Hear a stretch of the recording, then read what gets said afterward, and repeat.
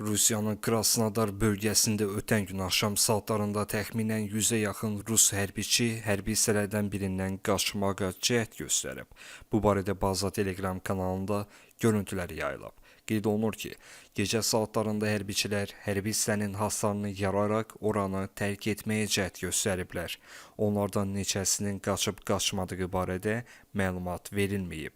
Əraziyə polis əməkdaşları, helikopterlər göndərilib və yollar bağlanıb. İnsidentlə bağlı hər hansı rəsmi açıqlama verilməyib.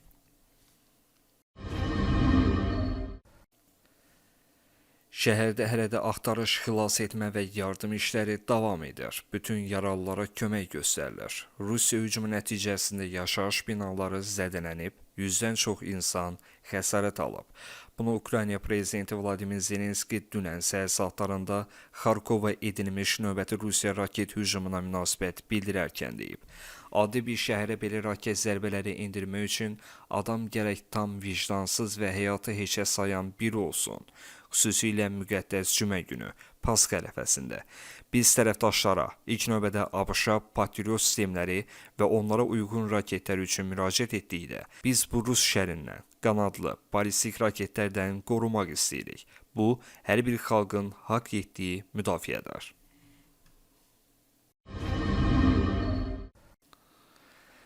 Fransanın Ermənistandakı səfiri Olivier de Cantini Dərələyəz bölgəsinə gəlib. Səfərin məqsədi sərhəd yaşayış məntəqələrindəki vəziyyətə tanış olmaq və Fransanın yerlərdə humanitar dəstəyi proseslərini qiymətləndirmək kimi təqdim edilib. Səfir özü X səhifəsində qeyd edib ki, o Ermənistan ərazisinin əsas və strateji əhəmiyyət kəsb edən hissəsinə səfər edib. Səfər zamanı diqqət əsasən bir neçə istiqamətə yönəldilib. Sərhədyanı yaşayış məntəqələrində vəziyyət, Fransanın əhalinin həssas qruplarına dəstəyi və mədəni irsin qorunması.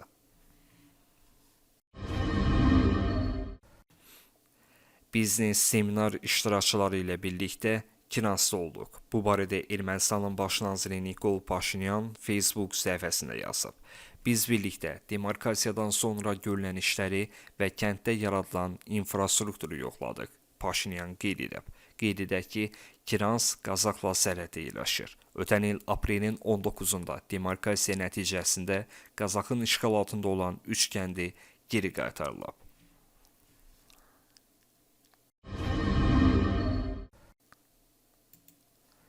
Qərb Kəşfiyyat Agentlikləri Əfqanistanda hökumət əleyhinə qüvvələrə kömək etməyin yollarını axtarır və bu ölkədə qeyri-sabitliyi saxlamaq istəyir. Bunu Rusiyanın Xarici Kəşfiyyat Xidmətinin direktoru Sergey Narışkin Bakıda keçirilən Əfqanistan Regional Qarşılıqlı Əlaqə, Təhlükəsizlik və İnkişaf Konferansının iştirakının yekunlarına dair çıxışında deyib.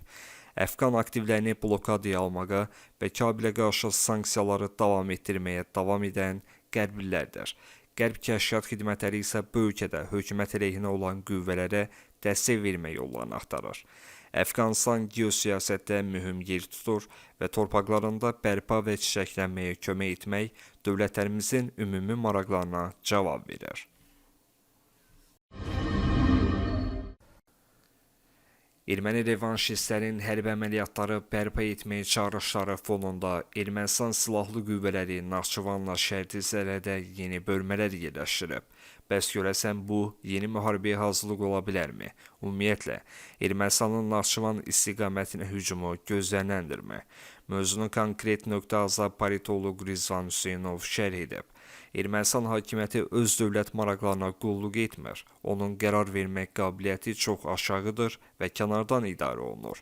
Biz görürük ki, Ermənistan regionda gərginliyin artmasında maraqlı olan bir sıra dövlətlərin istəklərini yenə yetirir. İran, Rusiya və Fransa regionda gərginlik istəyən dövlətlərdir və onların hər üçü Ermənistan ərazisində təmsil olunur. Naxçıvan Zəngəzur istiqamətində Rus xüsusi orqanlarının qüvvələri cəmləşib.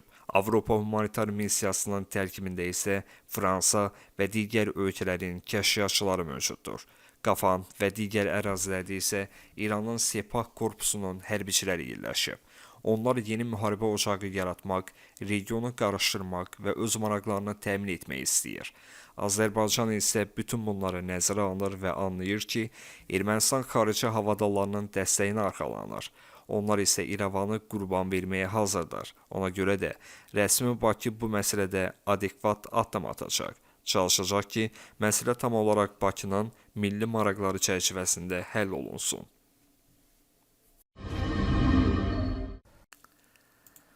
ABŞ sülh üzrə planını Ukraynaya təqdim edib. Bu barədə Bloomberg agentliyi məlumat yayıb. Məlumata görə sülh razılaşmasına yaxınlaşmaq üçün ilk növbədə Rusiyaya sanksiyaların yumşaldılması nəzərdə tutulur. Qeyd olunur ki, ABŞ-ın təklifinə əsasən müharibə bir il müddətində dondurulacaq. Hər iki ölkənin ordusu öz mövqeyində dayanacaq. Bundan əlavə, Ukraynanın NATO üzvlüyü məsələsinin gündəmdən çıxarılması planlaşdırılır. Eyni zamanda Ukraynaya təhlükəsizlik zəmanətinin verilməsi vacib müddəa kimi müəyyən edilib.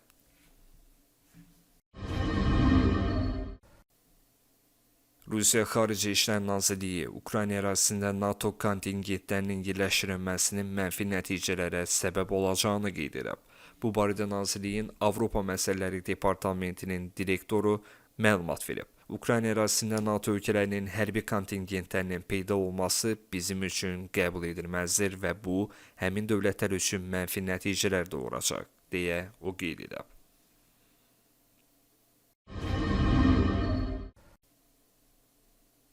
Amerika Birləşmiş Ştatlarında prezidentliyinin ilk 100 gün ərzində Donald Trump müasir Amerika tarixində hər hansı digər prezidentdən daha çox milli fövqəladə vəziyyət elan edib. Qeyd olunur ki, ABŞ prezidenti ölkədə fövqəladə vəziyyətləri, xüsusilə son 100 ilin ən böyük tariflərini tətbiq etmək, enerji və faydalı qazıntıların hasilatını sürətləndirmək və cənub sərhədindəki federal torpaqları militarizasiya etmək məqsədi ilə elan edib. Prezident istənilən vaxt, demək olar ki, istənilən səbəbdən fövqəladə vəziyyət elan edə bilər. Bunun üçün konkret təhlükəni sübut etməyə və ya Konqresin təsdiqini almağa ehtiyac yoxdur.